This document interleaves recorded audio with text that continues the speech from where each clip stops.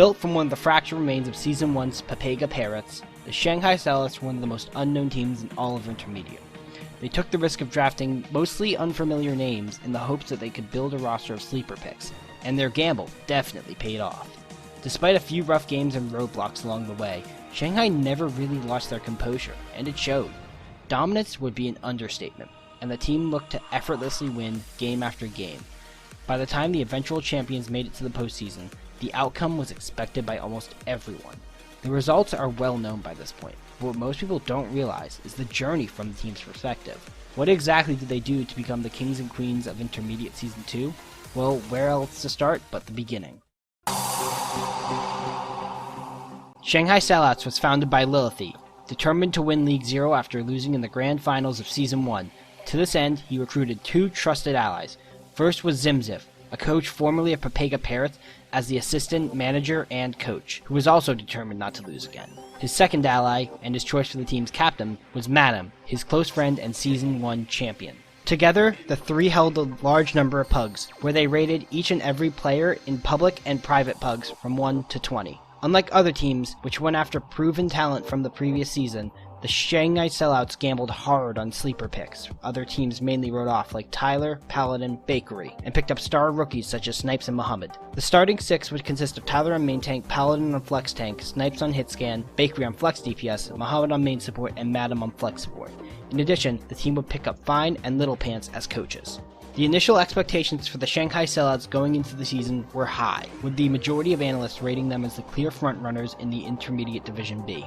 Both Lilithy and Zimziv knew how to create a stable team environment where players can improve, and Madam's veteran presence made her the perfect captain for this team of rookies. The system seemed to work, as starters gelled together from the get-go, and early scrims showed great promise, with the Sellouts scrimming upwards of 5 times a week at 3.8k before the season had even started. The gamble had seemed to pay off. However, a major balance patch hitting live much earlier than expected blindsided the Sellouts 2 days before their first game, changing the meta drastically as a result. Going into their first game versus High Society, the Sellouts had scrambled together a serviceable Reaper May brawl within 2 days of the patch, putting Lieutenant Aqua on the off tank to play Diva over Paladin. The Sellouts handily beat High Society 3-1, and then next week swept Yoink. Their third game would be against Powerhouse, another frontrunner in the Intermediate Division B. Going in, Shanghai were the favorites, riding the early momentum of the first 2 wins, as well as having a stacked DPS lineup. However, Powerhouse threw the Sellouts for a loop when they brought out Kef on Junkrat, which they were unable to adapt to over the course of the series. In the end, Powerhouse took the series 3-1, handing the Sellouts their first loss. At this point, most analysts pointed to Tyler on main tank as the team's biggest weakness due to his slower and more patient playstyle. In addition, the team was seen as a group of inflexible meta one-tricks. Going into week 4, the Sellouts picked up Spacefire as a coach and Sevdamin as a flex support sub. At this point, there were 12 players and 4 coaches. Little Pants, with Lilithy's permission, created the D team, a secondary roster made up of subs that would practice off-meta strategies while the starting roster practiced the current meta. Going into the 5th week, after scrimming hard during the break, the Sellouts thought they were ready for an easy win against Overcharge, who retooled their roster after a mediocre start. However, the team was met with what they described as their hardest game in the entire league. Overcharge to put up a fight, managing to take 2 maps from the predicted favorites. However, thanks to extraordinary performances from Snipes and Bakery, the team barely squeaked out the win. During the match, Madam's Ana was a clear weak point, and when Lilithy tried to move Sevdamin to the main roster, himself and Little Pants got into an argument that led to him leaving and the D team being released. Instead, Lilithy would take over on flex support. Their next match against Wait What was a Battle of the Titans. This promised to be one of the best matches of the season, except it was a lot more one-sided than anyone predicted. The Sellouts had been prepping for this match for weeks and were more than ready for Wait What. Snipes swiftly dealt with his counterpart Spork, and despite being unable to adapt to wait what's Bastion set up on Anubis, the Sellouts looked in control of the match. Going into the half, the team boasted a 4-1 record and made it clear that they were the best team in Intermediate. With the initial success of the team, the Sellouts opted not to make any major changes outside of picking up Eternal. The team morale was at an all-time high, and the Sellouts as a whole felt invincible, despite being constantly belittled for being meta one-tricks and carried by their DPS. However, going into the second half of the season, hero pools would be enabled, which meant the team would have to adapt each week rather than one-tricking the popular comp. At first, this didn't affect the team, as the Sellouts beat High Society again, 3-1.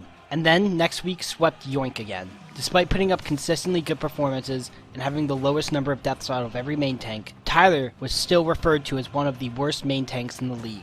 In addition, many teams claimed Snipes and Bakery carried the Sellouts. However, this only pushed the team to work harder, wanting to prove the naysayers wrong. Going into the Week 9 break, Shanghai made 3 major changes. First was picking up Client from Flushed as a coach. Secondly, the team picked up Vantage after he left CDC to fill the projectile specialist role, which Spacefire, Client, and Lilithy felt they were lacking in.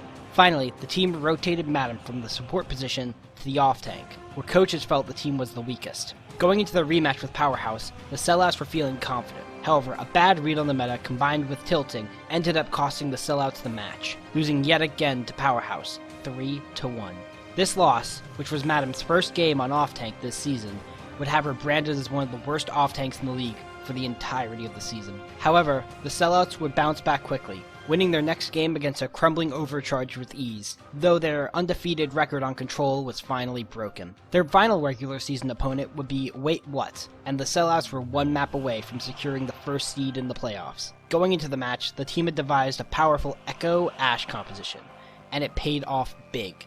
Vantage had an explosive performance on Echo, and the Sellouts beat Wait What 3-0. The Sellouts went into the playoffs with an 8-2 record, as well as the first seed overall.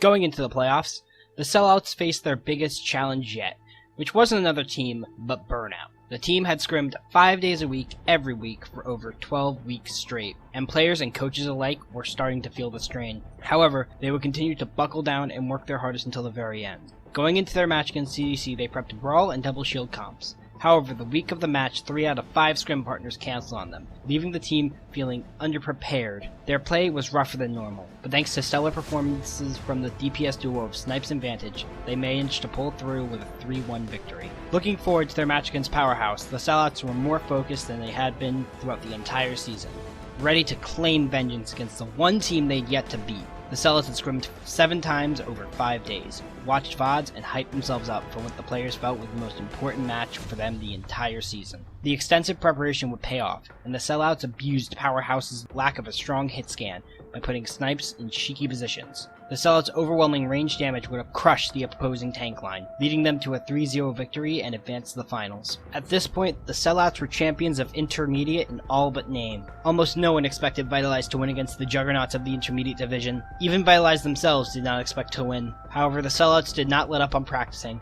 Going into the finals, the Sellouts prepped against the Genji Mei Brawl and Pharah Echo, prepping comps that could deal with the unorthodox style of their opponent. While Vitalized was able to put up a fight, the Sellouts were ultimately too well practiced and coordinated, and won the Grand Finals 4-1, becoming the first champions of the Intermediate division. However, unlike many League Zero teams, the Sellouts did not plan to end their story there. Lilithy, like always, had a plan. The entire team would stay together and create the Team Requiem, and move to compete in GGNA. Nemo and Sebs from Vitalized and High Society replaced Tyler and Madam, who moved to coaching positions. Despite a few hiccups, the team never became discouraged or lost faith in each other, and were able to go above and beyond. The Shanghai Sellouts' success can be compared to a duck swimming in water. To everyone else, the duck looks like it's swimming effortlessly, when in reality, it is moving its legs like it's bicycling up a mountain, never letting up or slowing down even though it's tiring. The Shanghai Sellouts were that duck. The team rallied under Lilithy's leadership and never let up or relented until the very end. The Shanghai Sellouts tenacity paid off, and that is why analysts agree that their grade for the season is an A+.